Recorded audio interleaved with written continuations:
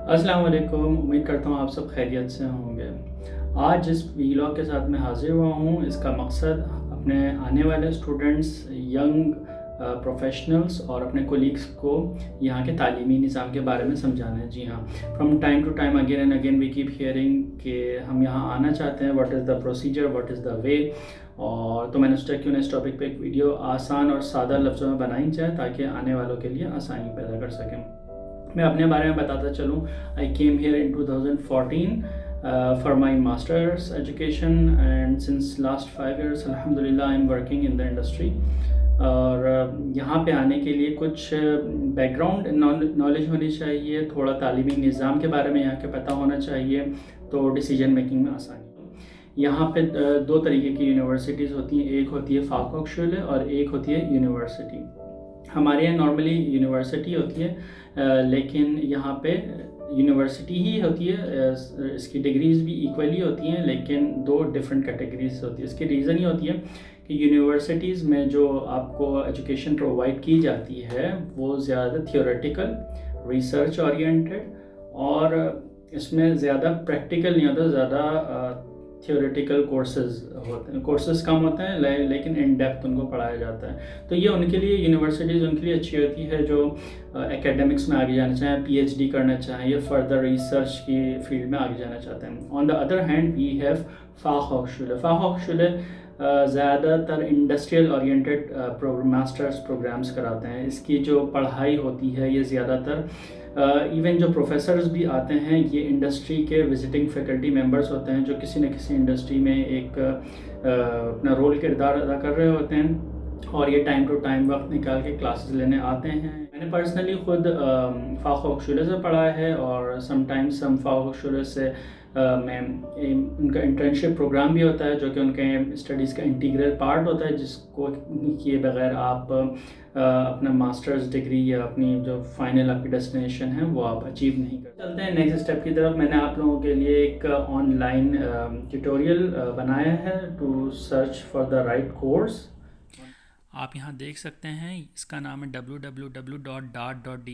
یہ German government کی centralised admission web site ہے۔ یہاں پہ آپ تمام جرمنی میں موجود ماسٹرز اور بیچلرز پروگرام کو سرچ کر سکتے ہیں۔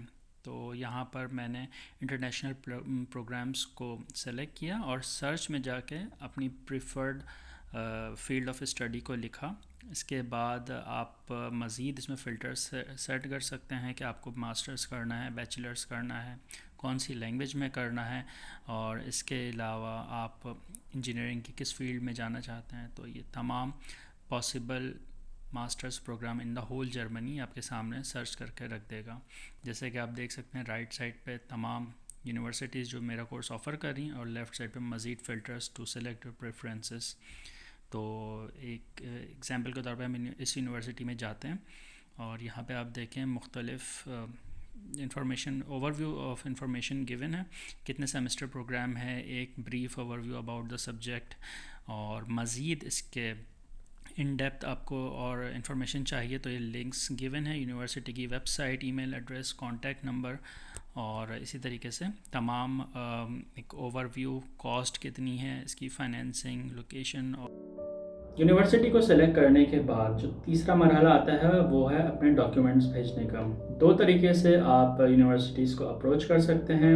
فرسٹ از کہ آپ ڈائریکٹلی یونیورسٹیز کو اپنے ڈاکیومنٹس ای میل اور کوریئر کے ذریعے ان کو ٹرانسفر کرتے ہیں۔ Some universities do not even require courier, جیسے کہ میں نے صرف اسکین کر کے بھیج دیا تھا and that was sufficient.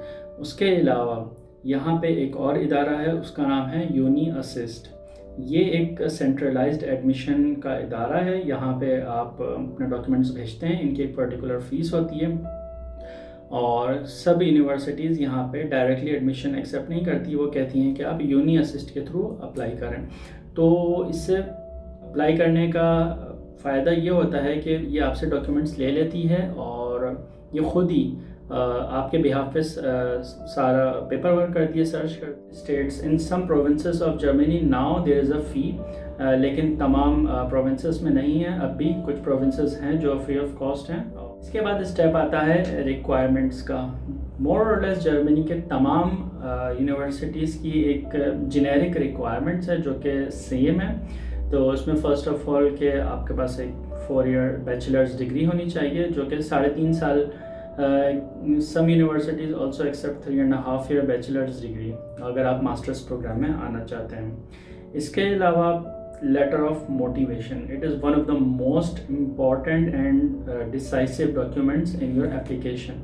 Letter of motivation میں آپ نے سامنے والے کو سمجھانا ہوتا ہے, اس کو بتانا ہوتا ہے کہ آپ یہ پروگرام کیوں کرنا چاہتے ہیں, آپ کی کیا موٹیویشن ہے, اور اس ڈگری کو ختم کرنے کے بعد آپ اپنے آپ کو کہاں دیکھنا چاہتے ہیں. تو اس پہ بہت فوکس رکھیں اور اس پہ بہت دھیان سے اپنے لیٹر رائٹ کریں. انٹرنیٹ پہ کافی سارے سیمپلس موجود ہیں, آپ اس سے بھی گائیڈنس لے سکتے ہیں. اس کے بعد یہ بھی موسٹ آف دی یونیورسٹیز کی ریکوائرمنٹ ہوتی ہے, تو کوشش کریں at least 2 letter of recommendations from your professor جن سے آپ نے خود پڑھا ہو, اور یا پھر جن کے انڈر آپ نے کوئی پروجیکٹ کیا ہو, ان سے یہ لیٹر آف ریکمنڈیشن لکھوائیں. اور کوشش کریں کہ وہ جو فیکلٹی کے ممبرس ہوں وہ پرسنلی خود بھی فارن کوالیفائڈ ہوں اور ان کی ایک اچھی اکیڈمکس ہو, بیک گراؤنڈ ہو.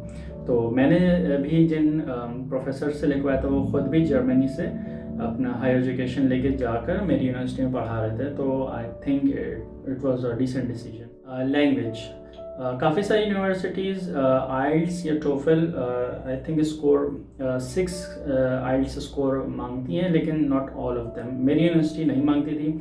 اور اس کا ایک اور بھی طریقہ ہے کہ اگر آپ انہیں اپنی یونیورسٹی سے لیٹر نکلوا کے دے دیں کہ the medium of instruction in your bachelors during your bachelors program was English, تو آپ اس سے ایگزمپٹ کر جاتے ہیں.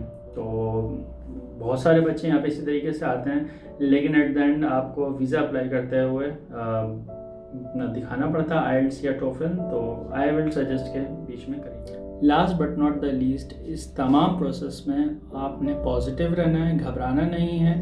اور کوئی بھی نیگیٹو تھاٹ ہے کہ یار میری CGPA کم ہے یا میرا اسٹڈیز کے بعد کچھ گیپ آ گیا ہے, تو میں کام کر رہا ہوں, ایڈمیشن ملے نہ ملے, ویزا ریجیکٹ ہو جائے, کچھ بھی ہے, اس تمام چیزوں سے بری ہو کے آپ نے اپنے ایڈمیشن پہ فوکس کرنا ہے. اور آپ کا کوئی بھی سوال ہو, کوئی بھی کیوری, کوئی بھی ابہام ہو ذہن میں, مجھے ضرور آپ کمنٹ میں بتائیں, میسج کریں. انشاءاللہ جہاں تک کوشش ہوگی میں آپ کو رپلائی کروں گا. بہت شکریہ, اپنا خیال رکھیے گا, دعاؤں میں یاد رکھیے گا. اللہ حافظ.